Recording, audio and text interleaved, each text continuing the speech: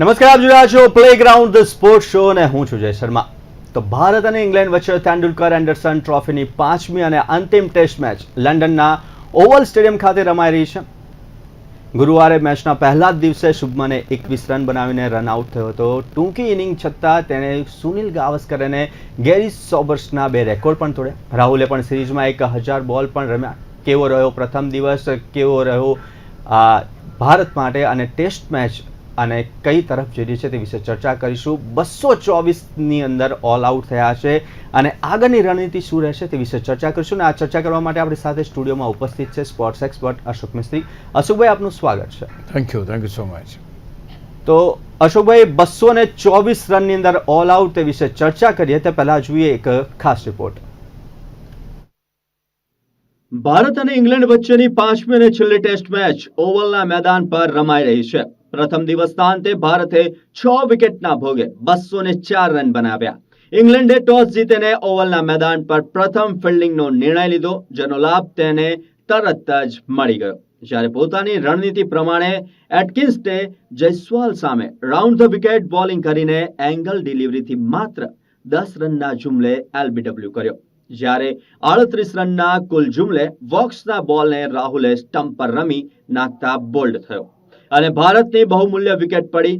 Captain Shubman ગિલની કે જે સામેના ખેલાડી સામે જોયા વિના જ દોડી જતા એટકિન્સનો સીધો થ્રો સ્ટમ્પ પર લાગતા આઉટ થયો. ત્યારબાદ થોડા રન બન્યા ત્યારે 101ના જુમલે સાઈ સુદર્શન ટંગની એક બ્યુટી ઓફ ડિલિવરીને રમવા જતા વિકેટ કીપરના હાથે ઝીલાઈ ગયો. 123ના જુમલે ફરી એકવાર ટંગ ત્રાટક્યો અને કન્સિસ્ટન્ટ જાડેજાને વિકેટ કીપરના હાથે આઉટ કરાવ્યો. ત્યારબાદ ધ્રુવ જુરેલ પણ 153 રનના કુલ જુમલે આઉટ થઈ જતા ભારત ભીસમાં આવી ગયું હતું. પણ ત્યારબાદ કરુણ નાયર અને સુંદરે શાનદાર પ્રતિકાર કરતા વધુ વિકેટો પડતી રોકી અને બંને ભેગા થઈને 88 બોલમાં 51 રનની અણનમ ભાગીદારી ઉમેરીને ભારતને સ્થિરતા આપી હતી. કરુણ નાયરે 2016માં 303 રન પછી આટલા વર્ષે ટેસ્ટ 50 નોંધાવી હતી. તો ભારત અને ઇંગ્લેન્ડ વચ્ચે રમાઈ રહેલી ટેસ્ટ શ્રેણી અને આ 5મી ટેસ્ટ મેચ ખૂબ જ અગત્યની છે. અશોકભાઈ, આપણે ચર્ચાની શરૂઆત કરીએ તો ભારત અને ઇંગ્લેન્ડ વચ્ચેની પ્રથમ ટેસ્ટનો પ્રથમ દિવસ અને ભારતની ઇનિંગ કેવી રહી? બહુ મોટી ઉથલપાથલ થઈ તેમ કહી શકાય? બિલકુલ સાચી વાત છે. કારણ કે જે પ્રમાણેની સ્થિતિ પહેલા દિવસે સર્જાઈ, જે આપણી મોટી મોટી તોપો અથવા મોટા મોટા રેકોર્ડ્સ બનાવેલા જે ખેલાડીઓ છે, એ ખેલાડીઓ અપેક્ષા પ્રમાણેનું પ્રદર્શન ના કરી શકે. આપણે જાણીએ છીએ કે આ બહુ ક્રુશિયલ ટેસ્ટ મેચ છે. ભારત માટે આ ટેસ્ટ મેચ જીતવી બહુ જરૂરી છે, કારણ કે આપણે શ્રેણી સરભર કરવાની છે. જો આપણે આ શ્રેણી હારી જઈએ તો એ લોકો આપણે જો આ મેચ હારી જઈએ તો એ લોકો શ્રેણી જીતી જશે. એટલે બહુ સ્વાભાવિક વાત છે કે અહીંયા આગળ આ મહત્ત્વની મેચમાં મોટા માથાઓનું પ્રદર્શન અથવા મોટા ખેલાડીઓનું પ્રદર્શન નિરાશાજનક રહ્યું. બંને વસ્તુ બની શકે. બેન સ્ટોક્સ નહોતા રમતા એટલે આપણને બધું એડવાન્ટેજનો આવશે, પણ એના બદલે જે ભારત ઉપર વિપરીત પરિણામો જોવા મળ્યા, વિપરીત અસર જોવા મળી, એ કંઈક અલગ જ છે. જે રીતે બેટ્સમેનને આઉટ કરવા માટે જે રણનીતિ, ખાસ કરીને યશસ્વી જયસ્વાલને આઉટ કરવા માટે જે રાઉન્ડ ધ વિકેટ આવીને એક અંદર આવતા બોલની સામે ઊભા રાખવાના, તો એ બધી પરિસ્થિતિને એઝ પર ધ રિક્વાયરમેન્ટ એ લોકોએ બોલિંગ કરી અને ભારતના બેટ્સમેનોને ભજવ્યા. અને એમાં સૌથી મહત્ત્વની વાત, શુભમન ગિલ રનઆઉટ થયા, એ પણ ગણી શકાય. તો આમ તો ઉથલપાથલ એટલા માટે કે આખો દાવ આજે સવારમાં જોઈએ આપણે તો 224 રનમાં આખી ઇનિંગ સમેટાઈ ગઈ. હવે આ ગઈકાલે 204 ને આજે 200 જેને કહેવાય 220, 224 એટલે કંઈ ખાસ રન ઉમેર્યા વિના આજે 224 રનમાં આખી ઇનિંગ પૂરી થઈ ગઈ. ગઈકાલે જેમ હતું કે ભાઈ કરુણ નાયર અને સુંદર બહુ સારું રમશે, ગઈકાલે સારું રમે, એમ બધું એમની એક સારી ઇનિંગ જોવા મળશે, પણ એવું કશું બન્યું નહીં. અને સસ્તામાં સમેટી ગયા. અને ત્યાર પછી જે રીતે લંચ સુધી બેટિંગ કરી ઇંગ્લેન્ડે એ પણ જોરદાર રહી. તો હું માનું છું કે હા, ઉથલપાથલો ઘણી રહી, કારણ કે જે રીતે ખેલાડીઓ આઉટ થયા એમાં પણ ક્યાંક ને ક્યાંક કંઈક નવું હતું. જે રીતે બોલિંગ ડિપાર્ટમેન્ટ ઇંગ્લેન્ડનું કામ કરી રહ્યું હતું એ પણ બરાબર હતું. અને સૌથી મહત્ત્વની વાત કે ટોસ જીતીને પહેલાં ફિલ્ડિંગ લઈને જે ભારત ઉપર દબાણ લાવવાનું જે એક એમની રણનીતિ હતી, એ રણનીતિમાં ઇંગ્લેન્ડના કેપ્ટન અને એની જે ટીમ છે એ સમગ્ર ટીમ એમાં સફળ થઈ. એટલે અહીંયા આગળ જોવા જઈએ તો પહેલો દિવસ અથવા તો પહેલી ઇનિંગ અથવા તો અત્યારે લંચ સુધીની વાત કરીએ તો દરેકે દરેક ડિપાર્ટમેન્ટમાં આપણે એમ કહી શકીએ કે ઇંગ્લેન્ડનો હાથ ઉપર રહ્યો છે. સેશન ટુ સેશન જો આપણે એક પછી એક કમ્પેરિઝન કરીએ તો ક્યાંય Bharat back in the game આવ્યું હોય એવું લાગ્યું નથી, સિવાય કે ગઈકાલે સાંજે થોડી વાર જ્યારે કરુણ નાયર અને સુંદર આ બંને ખેલાડીઓ 51 રન ઉમેર્યા ત્યારે એમ લાગ્યું કે ભારત હવે ફરી બેઠું થઈ રહ્યું છે અને એક મોટો સ્કોર બનાવવામાં સક્ષમ થશે. પણ જે રીતે આજે સવારે પરિસ્થિતિ સર્જાઈ એમાં કંઈ ખાસ વધારે સ્કોર બન્યો નહીં અને ભારતીય ટીમ આખી સમેટાઈ ગઈ. અશોકભાઈ, 224 રનમાં ઓલ આઉટ. ઇંગ્લેન્ડે જે નિર્ણયો લીધા, ટોસ જીતીને પ્રથમ બોલિંગ કરતા ખૂબ પ્લાનિંગથી આ બોલિંગ કરીને જે રીતે તેમણે યશસ્વી જયસ્વાલ અને રાહુલને આઉટ કર્યા, શું કહી શકાય? સૌથી મહત્ત્વની વાત એ છે કે તમારી કઈ વીક પોઈન્ટ તમારો કયો છે, એ વીક પોઈન્ટ તમે પકડી લો અને પછી એ પ્રકારની બોલિંગ કરવી એ રણનીતિનો ભાગ કહેવાય. કારણ કે જે રીતે રાઉન્ડ ધ વિકેટ જે બોલિંગ કરીને એંગલ બનાવે છે ને એંગલમાં આની પહેલાં પણ યશસ્વી જયસ્વાલ ટ્રેપ થયા હતા, આજે પણ ટ્રેપ થયા. તો ક્યાંક ને ક્યાંક એમ કહી શકાય કે એમની જે બેટિંગ છે એ પ્રેડિક્ટેબલ બની ગઈ છે. યશસ્વી જયસ્વાલને આ પ્રકારની બોલિંગ રમવી ફાવતી નથી, એ ક્યાંક પ્રસ્થાપિત થઈ ગયું છે. એટલે ઇંગ્લેન્ડના ખેલાડીઓ એનો પૂરેપૂરો ફાયદો ઉઠાવે છે. અને જે પ્રમાણેની સ્થિતિઓ સર્જાઈ, સ્ટોક્સ તો રમતા નહોતા પણ ત્યાર પછી એને જે બોલર્સ આપવામાં આવે છે, ટંગની વાત કરો તમે, એટકિન્સનની વાત કરો, દે બોલ્ડ સો વેલ.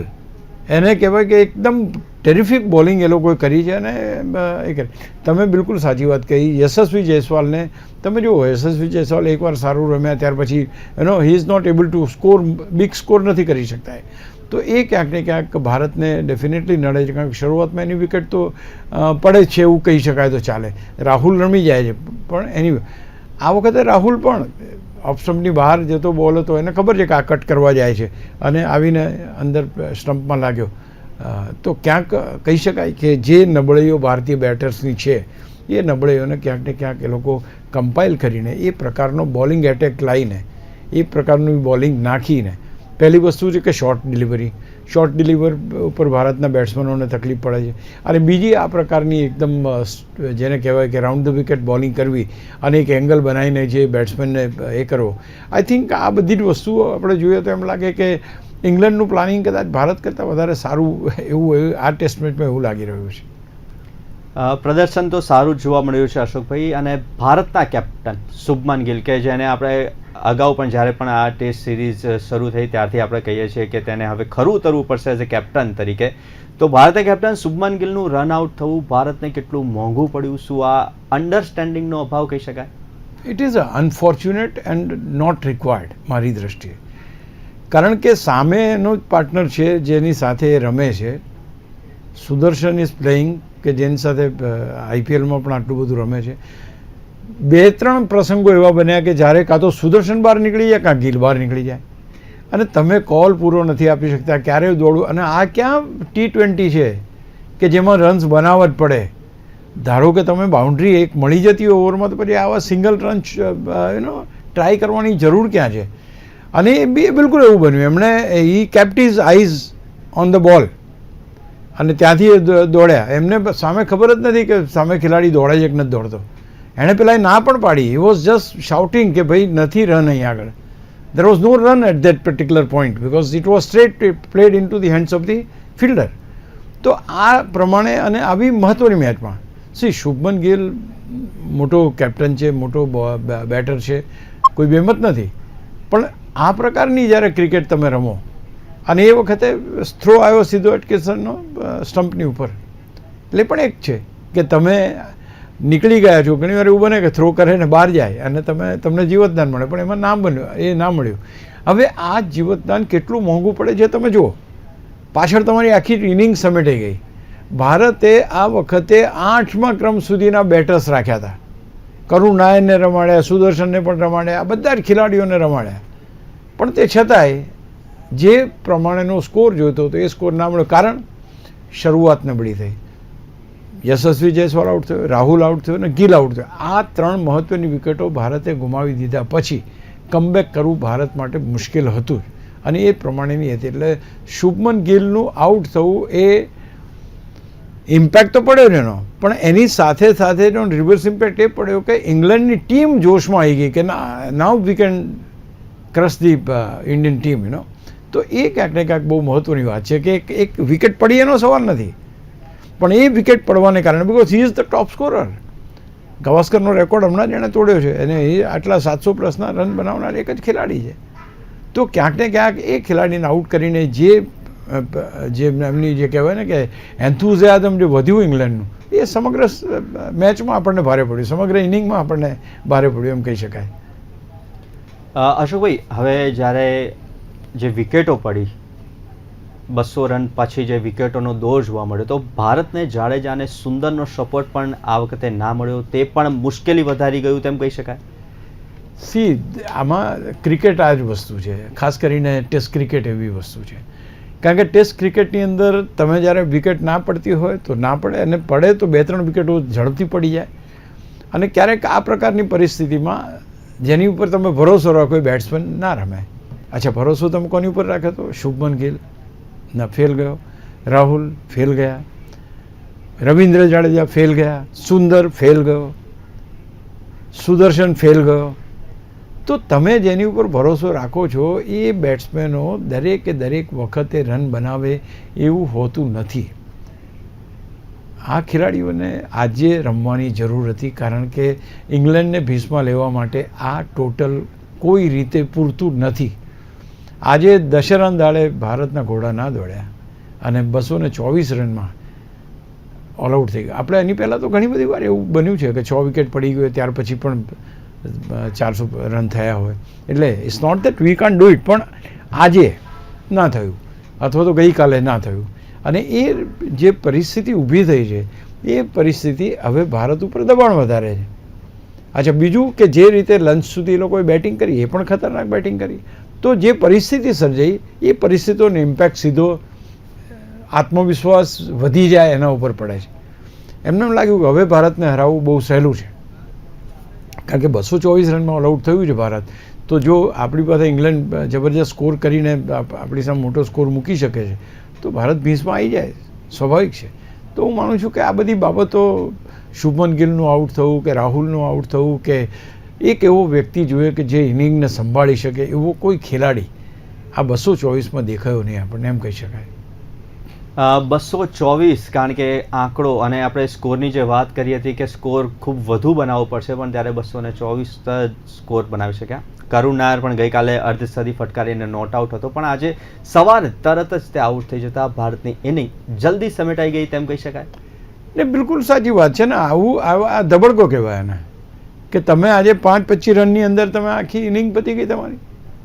અને બે સારામાં સારા બેટર્સ રમતા હતા, કરુણ નાયર અને સુંદર. દે પ્લેડ વેલ યસ્ટરડે, બહુ સરસ રીતે રમ્યા છે. આજે સવારમાં સ્વાભાવિક છે કે સવારે પહેલો કલાક હંમેશા તકલીફવાળો હોય. આઈ મીન કરુણ નાયર પાસેથી તો અપેક્ષા હતી, કારણ કે જે ખેલાડી ક્રિકેટ માટે આટલા વર્ષોની 7 વર્ષ 2016માં એ રમ્યા હતા, 303 રન માર્યા હતા, અને ત્યાર પછી આ વખતે રમે છે. તે વખતે જસપ્રીત બુમરાહ ટેસ્ટ મેચ રમવા, પહેલી ટેસ્ટ મેચ નહોતા રમ્યા ત્યારે એણે 303 રન માર્યા હતા. રણજી ટ્રોફીમાં બહુ સારું પ્રદર્શન કર્યું, બટ અનફોર્ચ્યુનેટ પાર્ટ એ છે કે અહીં આગળ 52 રન પહેલા દિવસ સરસ રમ્યા, બીજા દિવસે he was not able to hold the fort. આ બહુ જરૂરી છે કે તમે સારા બેટ્સમેન, જે નિશાની શું, ગઈકાલે તમે જ્યાંથી મૂકીને ગયા હતા ત્યાંથી ફરી આજે રમવાનું શરૂ કરો ત્યારે તમે સ્કોર ભારતને આપો.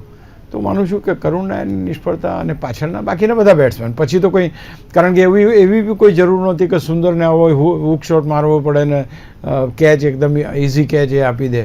તો આઈ થિંક ત્યાર પછીની આપણે વાત ના કરીએ, પણ જ્યાં સુધી કરુણ નાયર અને સુંદર આ બંને જણા રમી રહ્યા હતા એ વખતે હું માનું છું કે they should have taken more responsibility rather and ensure sum good scoring એવું કહી શકાય. ગુડ સ્કોરિંગની જ્યારે વાત કરી રહ્યા છે ત્યારે ઇંગ્લેન્ડનો વોક્સ આ મેચમાં હવે બોલિંગ નહીં કરી શકે, ભારતને કેટલો ફાયદો કરતાં નુકસાન થઈ ગયું ને ભાઈ. જુઓ હવે તો 10 ખેલાડીથી જ રમે છે એમ કહો ને, એમની પાસે બોલર તો નથી જ, કારણ કે બીજો કોઈ બોલર તો બોલિંગ કરી ના શકે. એ નથી છતાંય બાકીના બોલર સ્ટંગ ને એટકિન્સન 2 જણા જે બોલિંગ કરી છે હદ કરી નાખી, ધમાધમ બોલાવી હતી. They are playing, they are bowling very well, so well. તો હું માનું છું કે આ બધી વસ્તુ અગત્યની છે કે એક સ્પિરિટ તમારો હાઈ થઈ જાય. અને તમે વિચાર કરો વોક્સ હતા ત્યાં સુધી તો અલગ વસ્તુ હતી, આજે વોક્સ નથી તો એ બાકીનું 2-3-5 5 ઓવરમાં તો બધું પતાવી દીધું. તો આ એક વસ્તુ છે કે વોક્સની હજુ બિગિનિંગ બાકી છે, એટલે વોક્સની ખોટ પડી શકે છે. જો ભારતના ખેલાડીઓ મજબૂત પ્રતિકાર કરે તો, જો ભારતના ખેલાડીઓ મજબૂત પ્રતિકાર ના કરી શકે, the way Tongue is bowling it is too much. એટકિન્સને 5 વિકેટ લીધી, ટેરિફિક બોલિંગ એને કરી છે. એટલે આ બધા ખેલાડીઓ જે પોતાના પ્રાઇમ ફોર્મમાં છે. બીજું, વિકેટની પરિસ્થિતિ એમને મદદ કરે છે. બોલ હાઇટ ઉપર આવે છે, બોલ ફાસ્ટ નીકળે છે, સ્પીડ વધારે આવે છે, એવરીથિંગ ઇઝ હેપનિંગ નાઉ. તો હું માનું છું. અને બીજું કે સ્પિન બોલિંગની તો વાત જ નથી કરતા એ લોકો, બધી ફાસ્ટ બોલરમાં જ વિકેટો લીધી છે. તો આ એક બહુ મહત્ત્વની વસ્તુ કહી શકાય કે તમારા બોલર જે છે એ બાકીના જે બાકી બોલર્સ રહ્યા છે તમારી પાસે 3 કે 4, એ એટલી સારી બોલિંગ કરે છે કે જેથી કરીને બોક્સ નથી રમવાનો તો તમને એની ખોટ ના પડે એવું કહી શકાય. અશોકભાઈ, લંચ સુધીની મેચની સ્થિતિ અને હવે આ મેચ કઈ તરફ જઈ રહી છે? ઓલ આઉટ બાદ મોટા સ્કોરની આશા હતી, એ સ્કોર બની ના શક્યો. કઈ તરફ મેચ જઈ રહી છે હવે? પહેલી વસ્તુ તો ભારતને એડવાન્ટેજ લેવાનો હતો, ભારત એડવાન્ટેજ ના લઈ શકે. એડવાન્ટેજ એ કે જો સારી રીતે રમ્યા હોત તો England is short of their bowlers, તો કદાચ એમને આગળ ઉપર સારું રમવાનો ચાન્સ મળત. પણ 4 વિકેટો ભારતની ઝડપથી પડી ગઈ. કરુણ નાયર અને સુંદર બહુ સારું પ્રદર્શન ના કર્યા. અને ખાસ કરીને જે વિકેટો લેવાની હતી એ વિકેટો બીજા બોલર્સ લઈ શક્યા. એટલે પહેલી વસ્તુ આ હતી. ભારતનું 224માં ઓલ આઉટ થવું ઇટ શોઝ કે ભારતની પ્રતિકારની જે શક્તિ છે, પ્રતિકારની શક્તિ they have gone down the half way.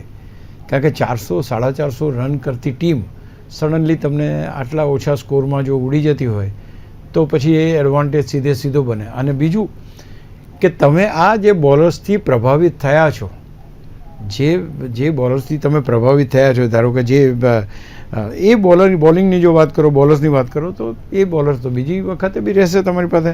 Walks તો ખેર નથી, એટકિન્સન છે, ટંગ છે, ઓવરટોન છે, બેથેલ છે, સો દે ઓલ વિલ બી ધેર.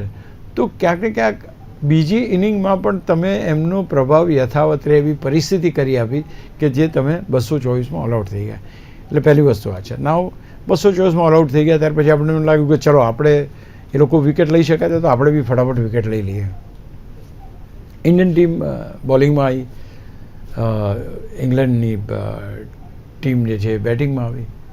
પણ જે બંને ખેલાડીઓ જે હતા એમણે જબરજસ્ત તોફાન મચાવ્યું. ડકેટ અને એના પાર્ટનર એવી જબરજસ્ત બેટિંગ કરી છે કે જોતામાં તો સ્કોર 100 રનમાં પહોંચી ગયો. 1 વિકેટ પડી, નો ડાઉટ, એક વિકેટ ચોક્કસ પડી. પણ ક્યાંક ને ક્યાંક એક વસ્તુ ચોક્કસ થઈ કે એ વિકેટ પડવાથી કોઈ ખાસ પ્રભાવ પડ્યો નહીં ને એવા ધોયા છે ભારતીય બોલર્સને ચારે બાજુ, અને બહુ ઝડપી રમ્યા છે લોકો. સો ઇટ મીન્સ કે they are having A very clear cut this thing thinking in their mind that we wanted to win this match. A win કરવા માટે જે પરિસ્થિતિથી 224માં ઓલ આઉટ કર્યા. સેકન્ડ, બેટ્સમેનને કીધું, ક્રાઉલીને ને ડકેટને કે ઓકે ગો હેડ. એ લોકોએ જબરજસ્ત પ્રદર્શન કર્યું અને સોલિડ રમ્યા લોકો.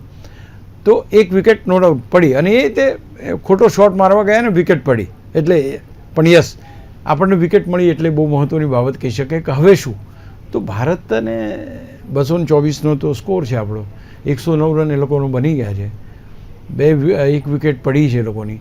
એટલે બાકીની પાસે એમની પાસે 9 વિકેટો અકબંધ છે.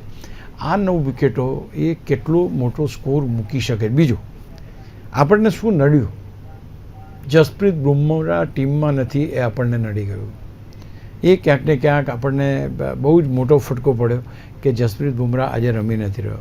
Siraj again erratic bowling, short bowling, અને જેને કહેવાય કે રન્સ પડે એ પ્રકારની બોલિંગ. સિમિલર વે પ્રસિદ્ધ Krishna outside the of stump અને એમાંય શોર્ટ ડિલિવરી. તો કવર્સની અંદર ફટકારવી હોય તમારે, કે જો લેગ એન્ડ મિડલ ઉપર આપે તો મિડ વિકેટમાં ફટકારવી હોય તો તમે સિક્સ પણ ફટકારી શકો, ચોગ્ગા પણ ફટકારી શકો, એ પ્રકારની બોલિંગ. ઓફકોર્સ 2-3 બીટ કર્યા એ વસ્તુ અલગ છે, કારણ કે વિકેટ ગણાય છે. બીટ કર્યા એ ક્યાંય લખાતું નથી અનફોર્ચ્યુનેટલી. તો ક્યાંક ભારતની અત્યારે સ્થિતિ થોડીક બેકફૂટ ઉપર છે. દે ડોન્ટ હેવ દેટ એવો પાવર નથી અત્યારે કે જે આખી શ્રેણી બેઝિકલી શું છે, શ્રેણીને તમારે બનાવવી પડે. ગૌતમ ગંભીરની કેપ્ટનશીપની અંદર ભારત ઘર આંગણે હાર્યું, ન્યૂઝીલેન્ડ સામે હાર્યું, ત્યાર પછી ઓસ્ટ્રેલિયા સામે એ થયું. આ અત્યારે આ સ્થિતિ અહીંયા આગળ છે. તો એક પછી એક જે સિરીઝ આપણે હારી રહ્યા છે અથવા તો આ મેચમાં હારવા તરફ જઈ રહ્યા છે. I am absolutely optimistic about winning or drawing this match. કારણ કે અહીંયા આગળ તો એવું છે, તમે ડ્રો કરો તો પણ યુ આર અ લૂઝર, અને જો તમે હારી જાઓ છો તો એ લૂઝર છો તમે. એટલે અહીં તમારી પાસે એક જ વસ્તુ છે, તમારે વિન કરવાનું છે. એ વિન કરવાના જે ઇન્ગ્રેડિયન્ટ જોઈએ એ ઇન્ગ્રેડિયન્ટ આપણી પાસે નથી. આપણી પાસે બુમરાહ નથી, મોટો ઇન્ગ્રેડિયન્ટ. આપણી પાસે ટોટલ નથી, 224 થયું. આપણી પાસે એટલા મજબૂત ખેલાડીઓ નથી, એટલા મજબૂત બોલર્સ નથી કે જે મજબૂત. આકાશદીપે બોલિંગ કરી, આકાશદીપ છે, ત્યાર પછી સિરાજે જે રીતે બોલિંગ કરી, તો ક્યાંય એવી ઇમ્પ્રેસિવ બોલિંગ જોવા મળી નથી એમ કહે તો ચાલે. પ્રસિદ્ધ કૃષ્ણા જે રીતે બોલિંગ કરે છે, આવીને પ્રસિદ્ધ કૃષ્ણાને પહેલી મેચમાં રમાડીને પછી પડતો મૂકવામાં આવ્યો અને પછી એને ફરી એ કરવામાં આવ્યો. But he is not learning from his mistakes. He should try and get the maximum deliveries right on the stumps instead of bowling outside the leg stump and outside the off stump. તો ક્યાંક ને ક્યાંક ભારત પાસે limited resources છે અત્યારે. મુશ્કેલ પરિસ્થિતિ એટલા માટે હું કહું છું કે રન્સ બની ગયા છે 100 રન ઉપરના. તરખાટ મચાવી શકે બોલર્સને વિકેટ ક્યારે મળે આપણે જાણીએ છીએ, દરરોજ આપણે વાત કરતા હોય ભાઈ પહેલો કલાક ક્રુશિયલ હોય છે, પહેલા કલાકમાં વિકેટ મળે અથવા લંચ પહેલાં વિકેટ મળે. તો એ પ્રકારની જે સ્થિતિ હતી એમાં વિકેટો મળી, પણ ભારતની વિકેટો પડી. ઇંગ્લેન્ડની એક જ વિકેટ પડી અને એ લોકો 109નો સ્કોર કરી દીધો છે. એટલે અહીંયાથી ભારતે સૌથી પહેલું ટાસ્ક એનું હશે કે સૌથી ઓછો લીડ લેવાનો ભારતને. આજે રાત સુધી ક્યાં સુધી રમી શકે છે, આજે આખો દિવસ જેને કહીએ એ કેટલે સુધી લઈ જઈ શકે છે, એના ઉપર આખી મેચનો આધાર છે, આખી પરિસ્થિતિઓનો આધાર છે.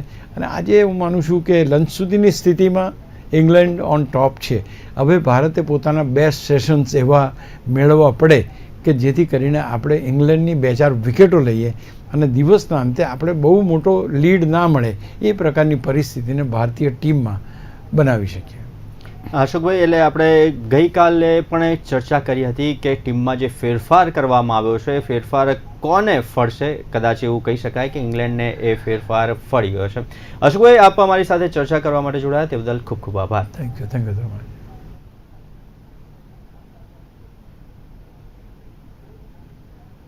તો આવી જ રીતના દરેક સ્પોર્ટ્સ ઇવેન્ટના પ્રિવ્યૂ, રિવ્યૂ, એનાલિસિસ અને ડિસ્કશન માટે જોતા રહો પ્લેગ્રાઉન્ડ ધ સ્પોર્ટ્સ શો. નમસ્કાર.